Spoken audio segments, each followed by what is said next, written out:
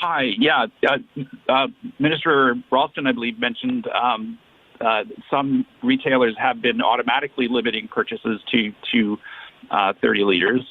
Has the province looked at establishing a sort of more formal method of enforcing that rationing request? With the fuel retailers and many of them have been putting in place an automatic shut-off either based on price or at a 30-liter mark, and that continues, and many of them are in fact doing that. The reality is this. The people in this province, in the southwest, where the fuel restrictions, the 30-liter restriction is in place, have been doing the right thing. And I think everybody should be really proud of the role that they have been playing in helping us to get through this and ensure that we're able to maintain emergency services and keep our supply lines open.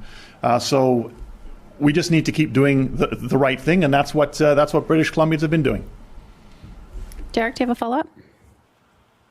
Yeah, I was talking with an analyst earlier today with the website Gas Buddy. They say that they for the first time, they used their sort of automatic alert system in Canada around the flooding situation. So this is where people can report retailers that are out of fuel, and they said that they've offered to make the data that they were gathering from that available to the province, but was or to federal officials. I don't know if it was the province itself, but they were sort of turned back. It's a system that's been able to provide useful information to jurisdictions in the states around hurricanes. I was just wondering if you knew of this, and I guess would you be open to sort of cooperating with them? This is the first I've heard of this what you're talking about. Obviously, I'm more than happy to look into it. But what I can tell you is we work very closely with the fuel suppliers and the retailers in terms of ensuring that fuel is getting to where it's needed. And by people doing the right thing on the 30 liters, we have been getting through this period, I think, remarkably well.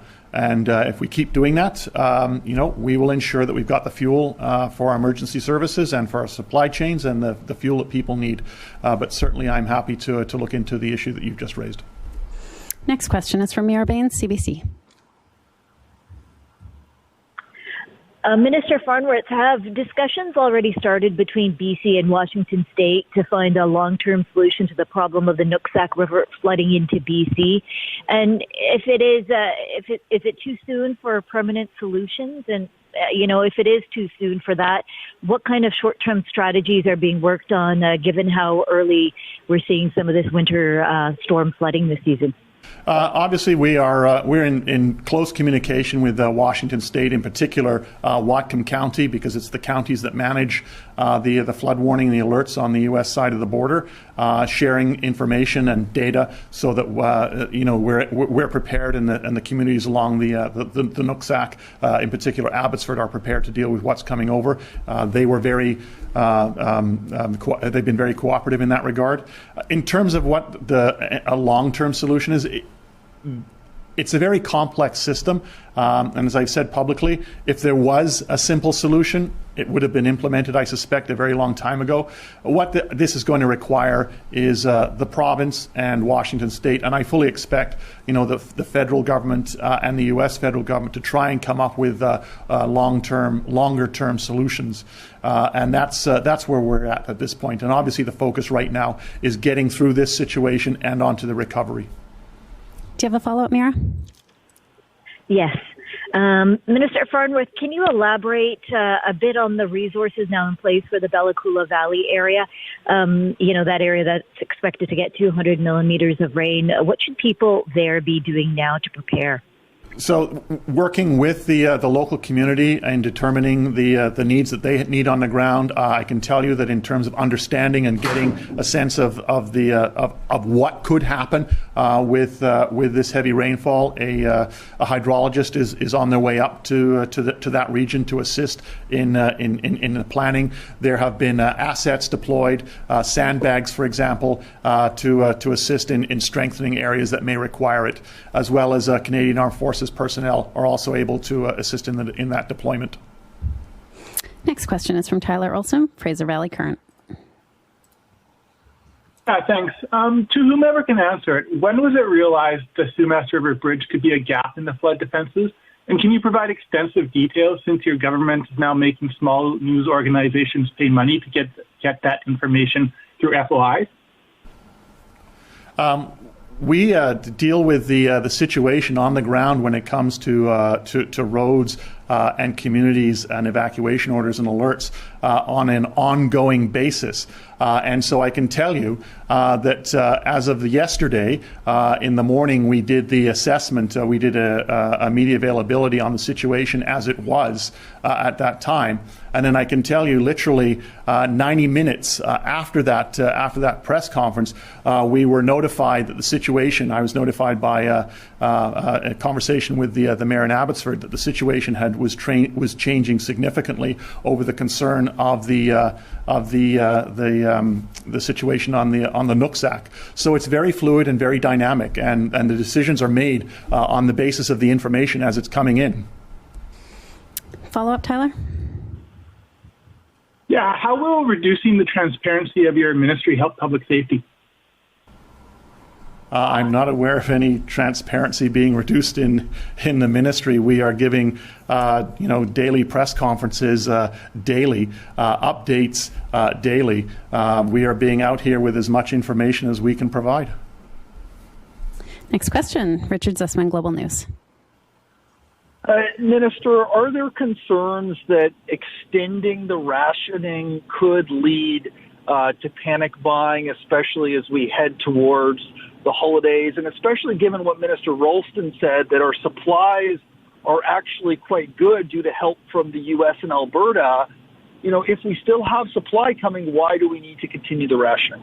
Because the fundamental pipeline, which supplies the majority of the product for refining, will not be up just yet. Trans Mountain is working around the clock to get it in a position where it will be. That being said, we need to make sure that we've got the fuel that we need to keep our emergency services running, our supply routes open, and the transport trucks to be able to deliver the goods and services that we need. And by everybody doing their part, we are ensuring that fuel is there, and that the 30 litres, as we've seen over the last 12 days, has accomplished that. And British Columbians are doing the right thing. And I fully expect that they're going to continue doing the right thing until the 14th of December, when we can get this order lift. And if we can do it sooner, we absolutely will be. Richard, do you have a follow-up? As I'm sure you're aware, those in the region heard the sirens going off due to the Nooksack, and in BC, we don't have the same sort of alert system. Are these sort of sirens, would they have been helpful in British Columbia in terms of warning, and are you confident that people are getting the information they need as quickly as possible as this next weather event comes midweek? Absolutely, people are getting the information that they need. And in the case of Abbotsford, for example, the area has already been under evacuation order, and evacuation alerts are in place in those communities. So it's not a question of saying, having a siren. The people have already evacuated from that area. There has been troops deployed. All resources are down in that area. On the Sumas Prairie to deal with the situation. And I think the City of Abbotsford has been doing a remarkable job, and we have been cooperating with them every step of the way to ensure, one, not only do they have what they need, but if an alert needs to go out, that it is able to go out. Next question is from Rob Shaw, Check News. Oh, hi. To either minister, I guess, just to follow up on Richard's question, could you give us any specific numbers on how much fuel would normally be coming in through TMX, what we're bringing in by barge, what we're bringing in by rail, and how that kind of compares to our regular amount? What I can tell you right now, and Minister Ralston can give more detail, is that the pipeline normally brings in about 85% of the fuel that's required for refining. What we have been doing, obviously, is working with the railways to bring additional fuel in from Alberta, and also fuel being barged up from Washington and Oregon. And it has been meeting the needs that we require. Minister Ralston may have additional to add to that. Go ahead, Minister Ralston. Just very briefly, the sourcing from the United States has been very effective, as well as the rail, CP Rail bringing in fuel from Alberta. The Trans Mountain is expected to be back soon, although they've had some minor setbacks. They have to make sure that the pipeline is safe to operate before they re-engage, and the plan is to bring it back at a reduced pressure, but they're not ready to do that yet, and of course we wouldn't expect them to do that until it's totally safe. But the measures that have been taken are working. Rob, do you have a follow-up? No, that's fine. Thank you.